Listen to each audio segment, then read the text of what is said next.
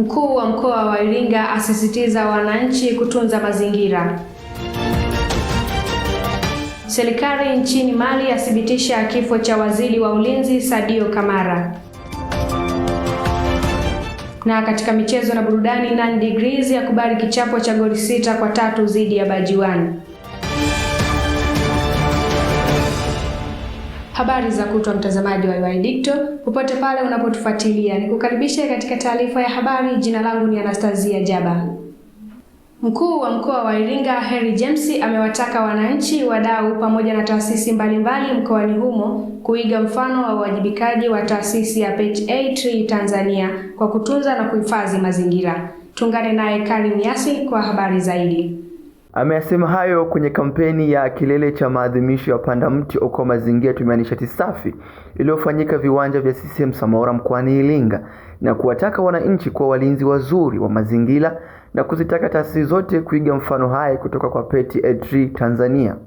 Ndugu zangu, nimeelekeza wakati wote na naendelea kusisitiza kwamba usafi wa mazingira unakwenda pamoja na utunzaji wa mazingira, na utunzaji wa mazingira unakwenda pamoja na zoezi la upandaji wa miti, kama ambavyo imeelezwa katika kampeni hii. Inaeleza panda mti, okoa mazingira na tumia nishati safi. Panda mti, okoa mazingira. Tumefanya jitihada ya kupanda miti katika maeneo ya taasisi, tumefanya jitihada ya kupanda miti katika maeneo ya nyumba zetu, na sasa ni wajibu wetu wa kila mmoja kuhakikisha kwamba anaendelea kujitamadunisha umuhimu wa kupanda miti, kutunza miti. Nao wadau na wananchi walioshiriki kampeni hiyo wameshukuru wadau na wananchi mbalimbali kwa kujitokeza na kuwekeza katika zoezi hilo, na kupongeza wanafunzi wa vyuo vyote kwa kushiriki kikamilifu kuanzia mwanzo hadi mwisho, na kutoa wito kwa taasisi zote kushiriki katika kupanda miti na kufanya usafi wa maeneo mbalimbali. Kimsingi kabisa kampeni ni nzuri kwa sababu malengo ambayo imelenga hii kampeni si kwa ajili ya kizazi chetu, ila ni kwa manufaa ya kizazi pia ambacho kijacho. Wito wangu ni kwamba kwa taasisi nyingine pia, tukiachana na PET Tanzania, tuendelee kusapoti upandaji wa miti. Naam, ni kilele cha maadhimisho ya Panda Mti Okoa Mazingira Tumia Nishati Safi ambayo yamefanyika hapa mkoani Iringa, ambayo yamezindua taasisi ya PET Tree Tanzania. Nikiripoti kutoka hapa ndani ya viwanja vya Samora ambapo ndipo kilele cha maadhimisho yamefanyika. Jina langu ni Karim Yasini, UoI Digital. Shukrani sana Karim kwa taarifa hiyo. Wananchi mkoani Iringa waaswa kuacha matumizi holela ya dawa bila kupata ushauri na vipimo kutoka kwa daktari. Mwanahabari wetu Savinus Mtahagarwa ana undani wa taarifa hiyo. Hayo yamesemwa na mganga mfawidhi wa Iringa Lutheran Dispensary Dr. Noel Kivamba wakati wa mahojiano na UoI Digital ofisini kwake kuwa kwenye kipindi cha miaka ya hivi karibuni kumekuwa na ongezeko kubwa la matumizi ya dawa kiolela bila kufika hospitali kufanya vipimo ili kubaini changamoto na ugonjwa unaosumbua, huku akitoa wito kwa jamii kuacha kutumia dawa bila ushauri wa kitaalamu, na kuongeza kuwa kuna haja ya elimu kwa jamii juu ya matumizi ya dawa kiolela. Kabisa tunaposema matumizi ya dawa kiolela ni kwamba mtu anakuwa anatumia dawa bila ushauri wa daktari, ni kwamba mtu anatumia dawa yani kwa matumizi ya mazoea bila kujua kwamba dawa hizo zinaweza zikamletea madhara au zikamletea changamoto. Cha kwanza kabisa tunaweza kusema kwamba matumizi ya dawa bila vipimo au utaalamu wa ushauri wa afya, tunasema kwamba inaweza kusababisha uharibifu wa ini pamoja na figo. Kwamba unapotumia hizi dawa zinaweza kwenda kusababisha uharibifu wa ini pamoja na figo, kwa sababu unakuwa umetumia mara nyingi unaweza kutoa overdose au umetumia zaidi ya kile kiwango ambacho kinatakiwa kuweza kusababisha madhara haya. Kwa upande wao, wanajamii wa eneo hilo wamekiri kuwepo kwa tabia ya kutumia dawa bila kufanya vipimo. Kila wanapojihisi kuumwa wanakimbilia kununua dawa kabla ya kujua tatizo linalomsumbua, huku wakieleza sababu zinazosababisha kutumia dawa bila ushauri wa daktari. Sababu ambazo zinawapelekea kufanya hivyo ni unafuu na uharaka. Kwa sababu mtu anajua kabisa kama nimeumwa, kuliko kwenda kupanga foleni, ni bora nikanunue dawa nijitibu kwa haraka. Sisi binadamu au sisi wanajamii tunapokuwa tunajihisi hali tofauti ya ugonjwa, tuwe tunachukua hatua za kwenda kuchukua vipimo kwa madaktari ambao wana professional. Nafikiri kwamba ni jambo jema kwenda hospitali moja kwa moja, kwa sababu unaweza ukahisi kwamba kwa muda huo ulipopata shida kidogo ukafikiri kwamba ni changamoto ndogo, kumbe ikawa yaani unakuza changamoto pasina wewe kujua. Singi matumizi ya madawa kiolela bila kutumia ushauri wa kitaalamu yana madhara katika afya ya binadamu. Nikiripoti kutoka maeneo ya Iringa Lutheran Dispensary, ni mimi Savinus Mtangarwa wa UoI Digital. Mtazamaji, taarifa yake Savinus inatamatishia habari za kitaifa. Tupate mapumziko mafupi na tukirejea ni wasaa wa habari za kimataifa zinazoletwa kwako na Abdillahi Ilyasa.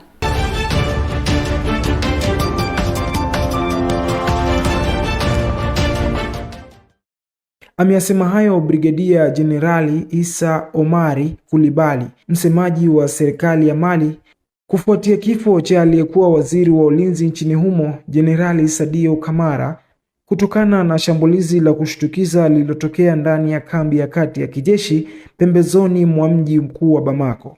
Ripoti inaeleza kuwa shambulio hilo linahusishwa na kundi la Jamaat Nasri al-Islam lenye uhusiano wa karibu na jeshi la Al-Qaeda, ambapo inasemekana walivamia katika kambi hiyo kupitia njia za siri zinazopatikana katika maeneo nyeti kambini humo na kusababisha mauaji kadhaa. Kufikia sasa serikali haijatangaza idadi ya waliofariki katika shambulio hilo, ingawa mkuu wa jeshi Jenerali Omari Diara amesema idara inaendelea na operesheni ya uchunguzi dhidi ya tukio hilo, huku Umoja wa Kimataifa ukilaani tukio hilo na kutoa wito kukabiliana na ghasia za makundi ya kigaidi nchini humo. Maombolezo ya kitaifa yatafanyika kwa siku 2 nchini humo na bendera kushushwa nusu mlingoti katika majengo ya serikali na taasisi zote za umma kwa lengo la kutoa heshima kwa kiongozi huyo. Asante sana Ilyasa kwa habari hiyo. Mtazamaji, hii ni taarifa ya habari kutoka hapa UoI Digital. Tuungane naye Yusufu Jumanne kwa habari za biashara na uchumi. Nikusii uendelee kusalia nasi.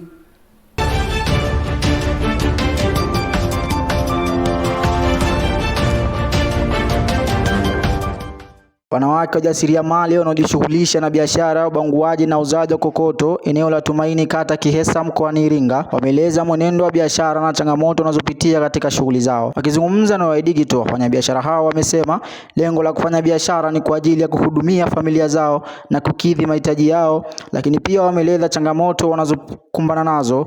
Nikaona kwamba maisha yatakuwa magumu, bora ni bonde kokoto, nitakachopata nalizika nacho na wanangu tunakula. Changamoto inapita ni nyingi katika hii ni kazi, kwa sababu unaweza nikabonda na bonda kama hivi, wanakuja wateja wanaahidi, baadhi ya wateja wengine wananunua, wengine wanachukua hela hawaleti. Changamoto yangu kwa sababu haya mawe na chimba chini, alafu nakusanya alafu nabeba. Nao wakazi wa eneo hilo wameeleza mitazamo yao juu ya kina mama kufanya kazi hiyo na pia kuiomba serikali kuwashika mkono kina mama hao. Serikali zetu labda za mtaa mpaka ngazi za juu watazama kwa upande wa pili, kwa sababu ukitaka kuangalia mama kama huyu sio wa kufanya kazi kama hizi hapa.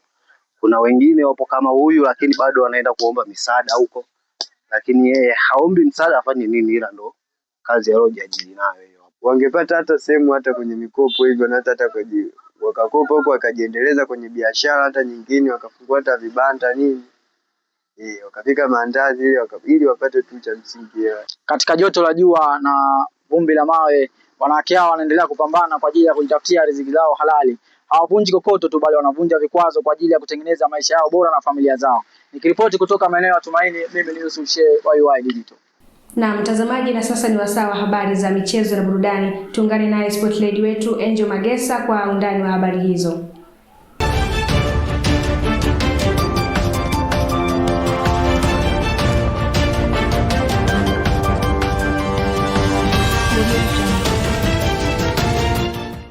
Bajwani FC yaibuka mshindi dhidi ya 9 Degree FC kwa goli 6-3 katika mchezo uliochezwa viwanja vya Kiguzire na kuelekea timu hiyo kufuzu kwenda fainali. Kocha mkuu wa Bajwani FC amesema kuwa matokeo hayo mazuri yametokana na jitihada pamoja na mazoezi ya muda mrefu. Pia amesema kuwa ushirikiano uliopo ndani ya timu ndio umesaidia kufanikisha timu hiyo kufuzu kwenda fainali. Tumekuwa na maandalizi mazuri sana kwa muda mrefu, tulikuwa tukifanya mazoezi na tumeona tunavyoperform kwa baadhi ya mechi. Kwa mfano mechi ya kwanza tulishinda, lakini pia mechi ya pili tulifanikiwa kupata ushindi na mechi pia tulishinda.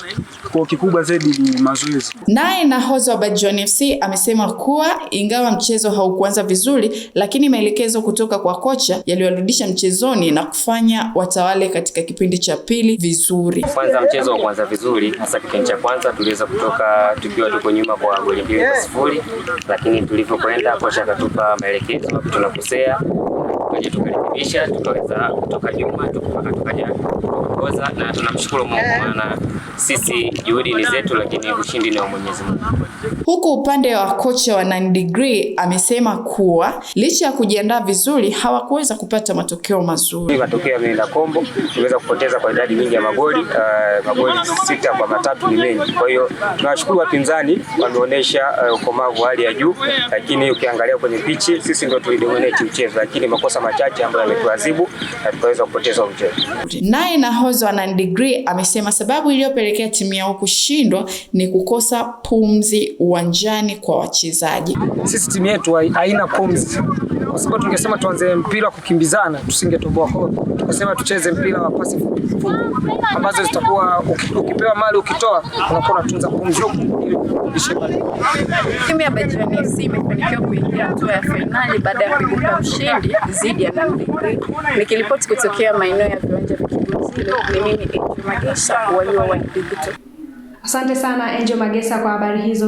Mtazamaji, kabla ya kufikia tamati tujifunze kidogo lugha ya Kiswahili kwa msamiati wa leo kutoka kwake Glory Mbazu.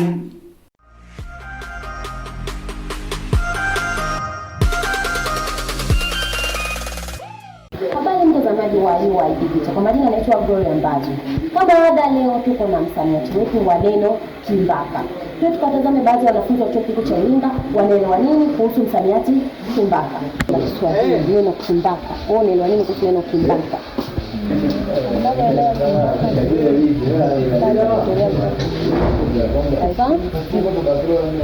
Kama speak. Yaani wanatolea uchafu hivi. Neno kimbaka. Kimbaka wewe unaelewa nini kuhusu msamiati kimbaka? Kama mswaki vile yaani kama mswaki. Na hizo ni baadhi ya maana zilizotolewa na wanafunzi wa chuo kikuu juu ya msamiati kimbaka. Na maana halisi ya msamiati kimbaka ni kijiti kinachotumika kuchokonoa neno ili kutoa mabaka ya chakula. Nipate na sentensi semayo, nipe hicho kimbaka nisafishe neno. Langu jina ni Glory Mbazu, UoI Digital, habari za dijitali. Asante sana Glory kwa kutufundisha kidogo lugha ya Kiswahili kwa msamiati huo. Na hiyo ndiyo maana halisi ya msamiati kimbaka. Nami nakuacha na sentensi isemayo, kimbaka hiki kinaumiza meno. Mtazamaji, na huu ndio mwisho wa habari kutoka hapa UoI Digital. Kwa niaba ya wote waliofanikisha matangazo haya, ni kushukuru kwa kuwa nasi mwanzo hadi mwisho. Langu jina ni Anastasia Jaba. Asante na kwaheri.